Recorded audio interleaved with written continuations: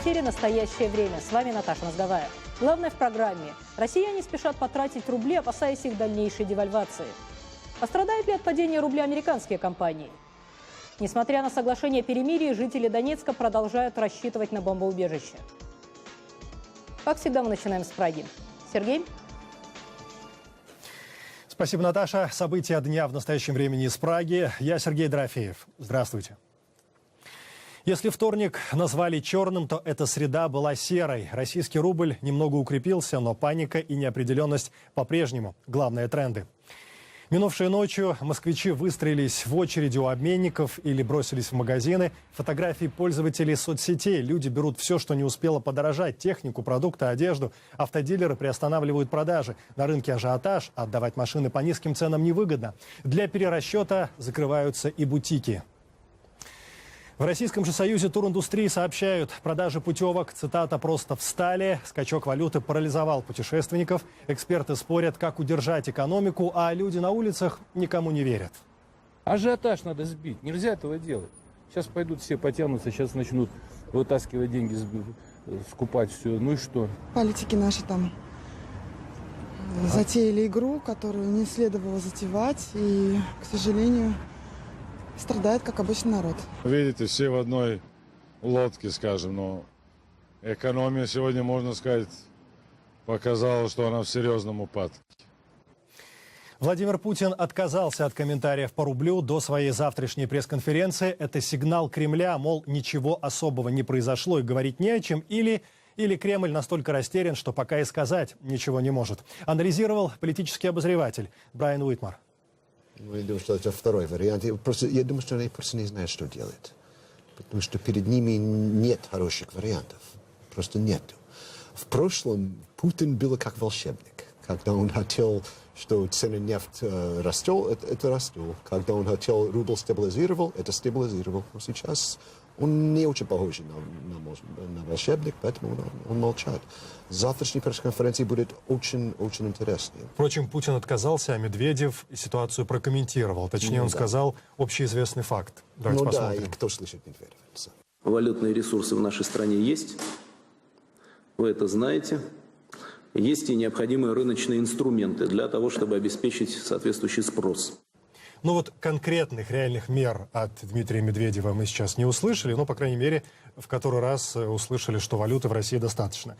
Вопрос, который задают себе все, что будет дальше? Есть ли у Кабмина какой-то реальный сценарий или сценарии, потому что люди стремятся быстрее избавиться от рублей?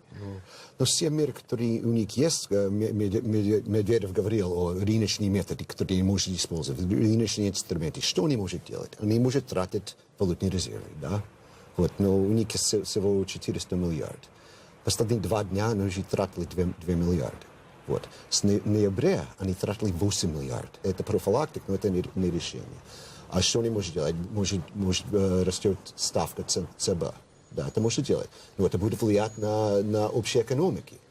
Будет рецессия в следующем году. И это значит, что будет очень глубокий, очень серьезный рецессия. Поэтому, что касается рубля это связано с общей здоровьем российской экономики.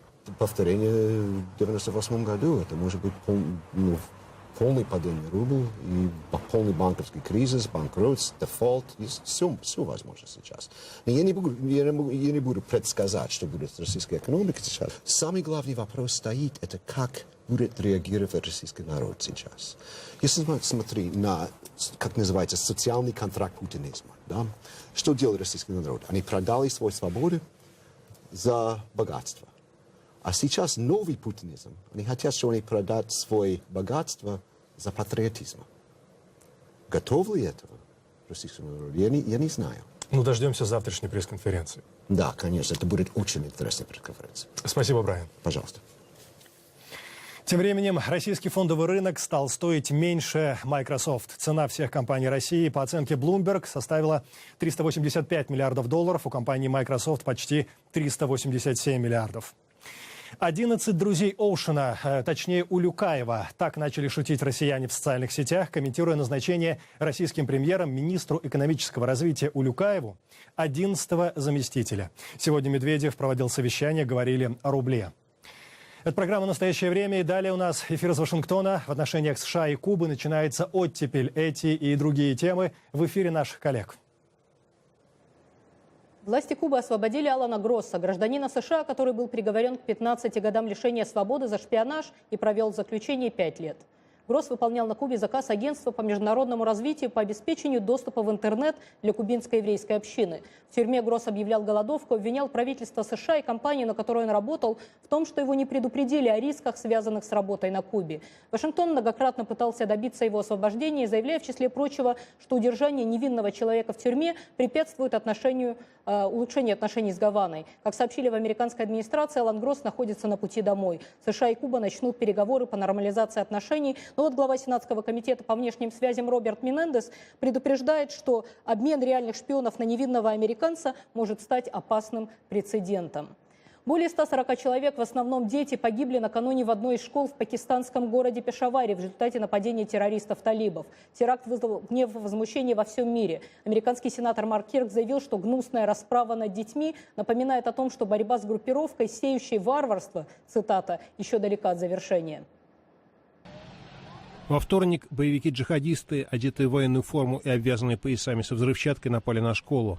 Результат нападения – десятки убитых и раненых, в основном детей. Представитель командования вооруженных сил Пакистана сообщил, что силовики уничтожили 6 нападавших. Выступая по национальному телевидению, премьер-министр Пакистана Наваз Шариф осудил нападение, назвав его национальной трагедией, и пообещал продолжить военные операции против боевиков. Правительство и армия ведут операцию против боевиков. Уже есть обнадеживающие результаты. Эта операция будет продолжаться до тех пор, пока мы не избавим страну от терроризма. Мы также сотрудничаем с правительством Афганистана, который помогает нам бороться с террористами. Ответственность за нападение на школу взял на себя пакистанский Талибан. Джихадисты заявили, что это месть за действия пакистанских военных, воюющих с боевиками на северо-западе страны вдоль границы с Афганистаном. Один из учеников, доставленный в больницу, рассказал о том, что произошло в школе. Сегодня у нас был экзамен по химии.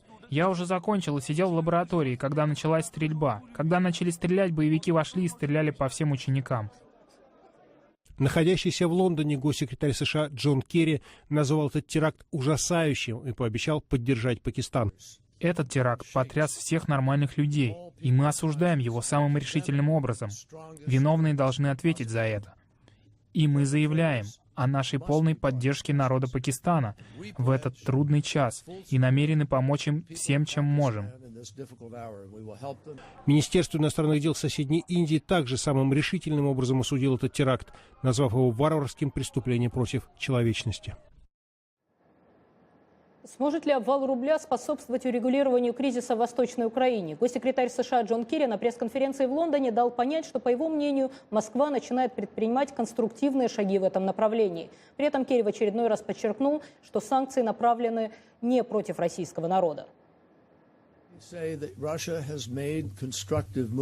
последние дни Россия предприняла конструктивные шаги. Есть некоторые признаки. Касается ли это линии разграничения или нормализации обстановки в некоторых местах? Начался отвод некоторых людей. Есть признаки конструктивного выбора. Это может быть только на пользу, хочется верить. И мы надеемся, что в предстоящие дни мы сможем получить четкий, выработанный всеми сторонами путь, где каждый понимает, что делает другой, и выполняет условия соглашения и двигается в сторону деэскалации ситуации. Это всегда было нашей целью. Я уверен, что насколько быстро это может произойти, настолько быстро вы увидите реакцию Европы и Соединенных Штатов в том, что касается действующих сегодня санкций. Мы не хотим, чтобы пострадали россияне. Наша цель не в этом. Лидеры Украины, Германии, Франции и России провели телефонные переговоры по ситуации на востоке Украины. Между тем, в Белом доме сообщают, что до конца недели президент Обама готов подписать законопроект о введении новых санкций против России и предоставлении Украине разносторонней помощи, в том числе оружием. Представитель администрации Джо Шернес заявил, что санкции нанесли разрушительный удар по российской экономике, а также в значительной степени изолировали Россию от международного сообщества. В свою очередь, глава российского МИДа Сергей Лавров убежден, что с помощью санкций США пытаются дестабилизировать ситуацию в России. А вот экс-министр обороны Литвы Раса Юкневичини считает, что ответственность за кризис лежит на российском руководстве. Комментарий нашей программе. Я боюсь, что большая катастрофа приближается с российской экономикой, с финансами. Это было видно, стало видно не сейчас. Еще до Майдана, я хорошо помню, это сентябрь-октябрь прошлого года, когда начались первые такие знаки того, что с российской экономикой тоже будут проблемы, так и как и во всем мире. И они не делали ничего, чтобы, как бы сказать, диверсифицировать свою экономику. Все было на нефти, на газе, и поэтому они, когда нефть была дорога, так они могли все свои эти деньги, большие деньги, не все, наверное, как раз для милитаризации пустить. А как раз мы тоже, наша даже зависимость, литовская зависимость от российского газа парадоксальна, но мы сами заплачивали за эти все учения военные, которые идут вблизи наших границ, и все это настроено против нас. То, что начал Путин в Украине, это начало его конца. Вот я думаю, что это и приближается. Новый опрос Гэллап в Украине. После аннексии Крыма украинцы не питают теплых чувств к российскому руководству. Лишь 5% респондентов заявили, что одобряют действия Кремля, при том, что год назад их число составляло 43%. Опросы проходили в сентябре и октябре после соглашения о прекращении огня между Киевом и пророссийскими сепаратистами на востоке страны. В опросах не участвовали жители Крыма и некоторых районов Донецкой и Луганской областей. Рейтинги резко снизились во всей Украине, в том числе в юго-восточных регионах, где отношение к России традиционно было более благосклонным. Если в прошлом году здесь к действиям российского руководства с одобрением относились 57%, то сегодня лишь 12%.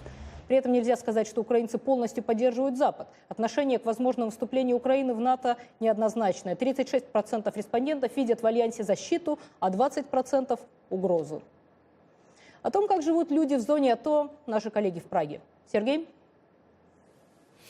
Ненужные люди. Именно так называют себя жители районов Донецкой области. Ненужные, потому что остались между двух огней. Нет явной помощи ни от центральной украинской власти, ни от властей непризнанной ДНР. Корреспонденты телепроекта «Донбасс. Реалии» побывали в деревне Пески, стратегическом пункте на подходе к Донецкому аэропорту.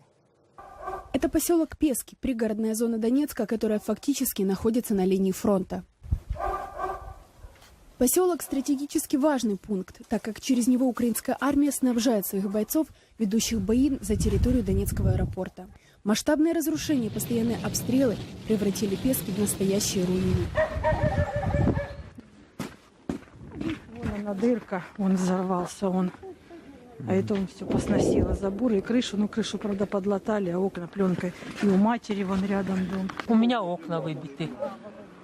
И как вы живете? А как? Затулила фанеркой, забила этим целлофаном. А где сейчас купить целлофан? Вы не знаете? И за что купить его? Вот скажите нам, куда мы относимся? Мы к Донецкой или к Киеву? Куда мы относимся? Нам как нам выживать? Пенсию не дают, где эти пенсии не дают. А жить-то хочется и кушать тоже. При этом оставаться в Песках невозможно, поскольку поселок постоянно обстреливается артиллерией. Сотни людей сегодня вынуждены жить в полуразрушенном пригороде без света, воды и отопления, регулярно скрываясь от падающих снарядов. Пан Порошенко, как его? Петр Алексеевич. Петр Алексеевич, вы забыли за нас забыли. И нам помощи или не хотите нам помочь? Вы нас кинули, полным ходом кинули. Никакой ни помощи, ни пенсии, ничего. Кроме волонтеров и военных никто к вам не приезжает, да? И божественники. Не, божественники, божественники. Да. Спасибо. Слово жизни, да, помогает. Слово жизни помогает, Вот они нам ничего. Сельский совет не работает, от здания остались обгоревшие стены, жилые дома полуразрушены, а статус переселенца получить невозможно. С такими проблемами сталкиваются все жители поселка Пески. И те, которые были вынуждены уехать в другие города, и те, которые остались в поселке и живут там, рискуя жизнью. Они не получают никаких средств уже 5 месяцев. В данный момент люди вынуждены жить в подвалах и практически впроголодь. По словам военных, которые находятся на передовой, позиции боевиков располагаются всего в 350 метрах от украинских укреплений. В самом Донецке после действующего с 9 декабря перемирия сохраняется относительное спокойствие. Однако, как сообщает журналист «Новой газеты» Зинаида Бурская, горожане не спешат покидать бомбоубежищ, а несколько сотен человек продолжают жить в угольных шахтах, лишились крова. Если бы не помощь волонтеров, людям нечего было бы даже есть. В бомбоубежищах на угольной шахте имени Челюскинцев, которая находится в одном из наиболее пострадавших от обстрелов районе Донецка, постоянно живет несколько десятков человек. Большая часть – мамы с маленькими детьми. Сегодня волонтеры привезли в бомбоубежище врача.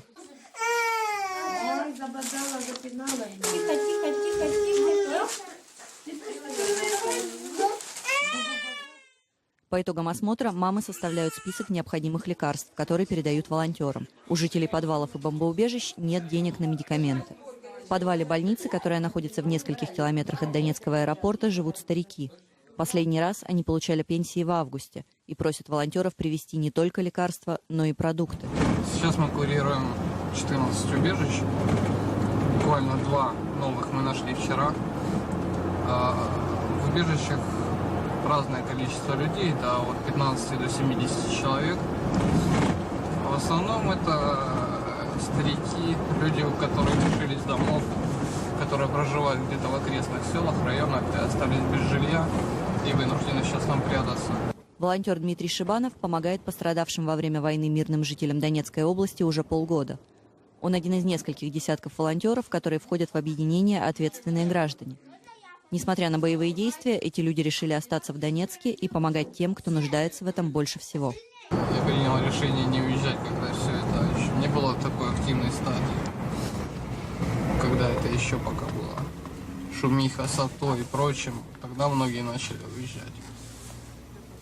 Я тогда как-то пришло осознание того, что если сейчас уехать, потом возвращаться будет просто некуда. Только благодаря, наверное, людям, которые остались, этот город еще не в руинах полностью лежит.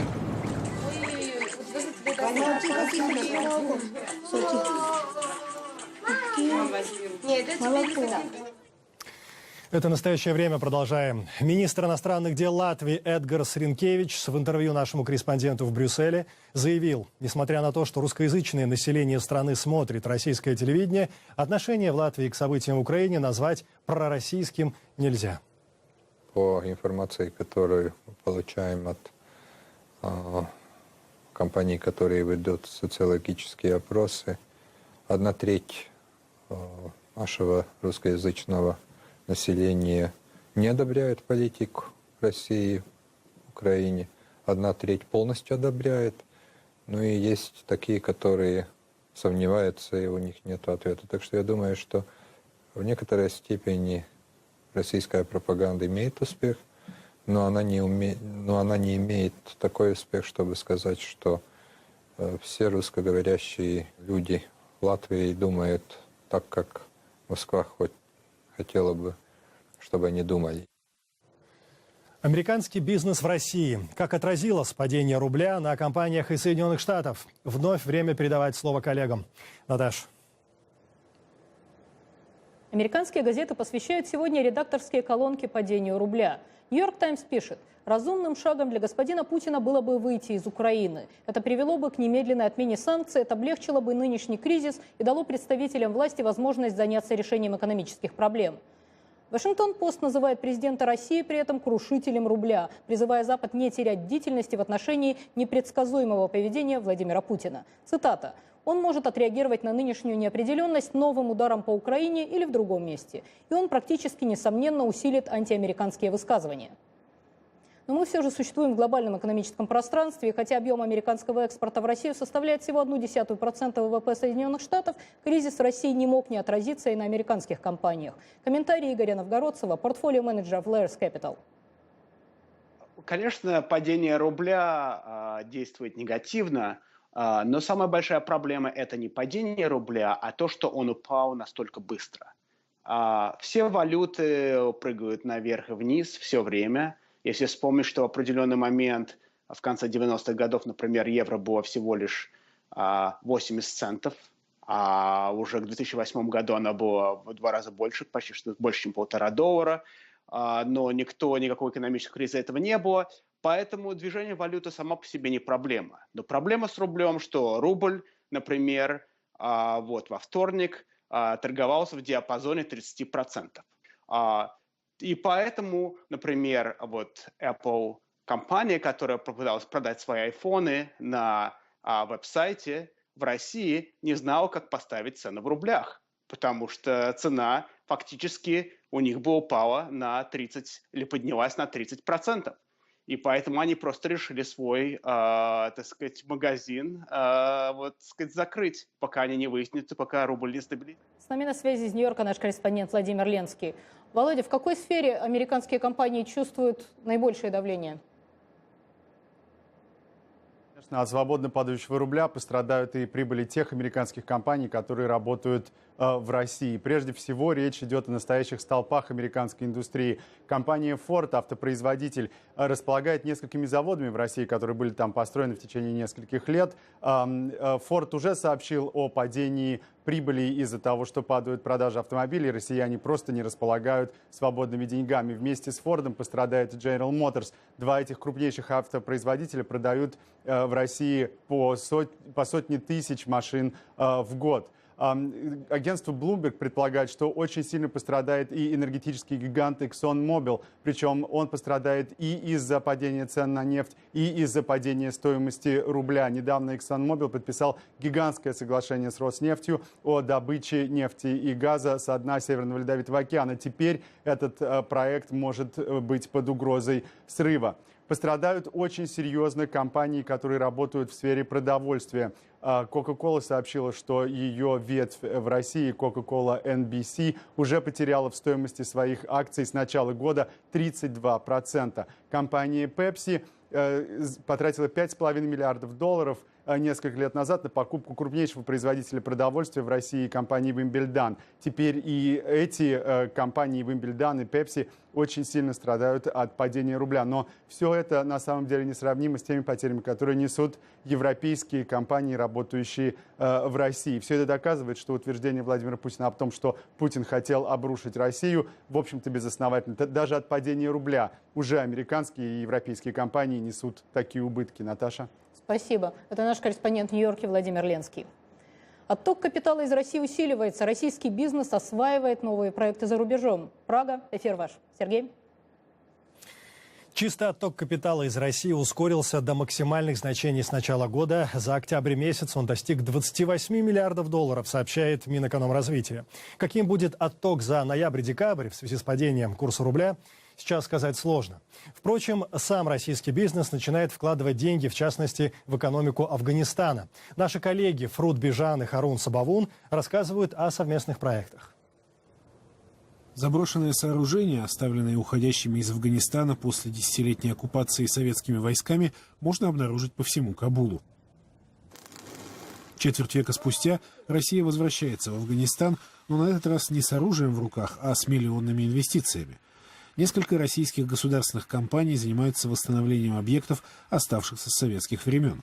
Мы побывали на одном из них, крупнейшем в Афганистане, домостроительном комбинате в Кабуле.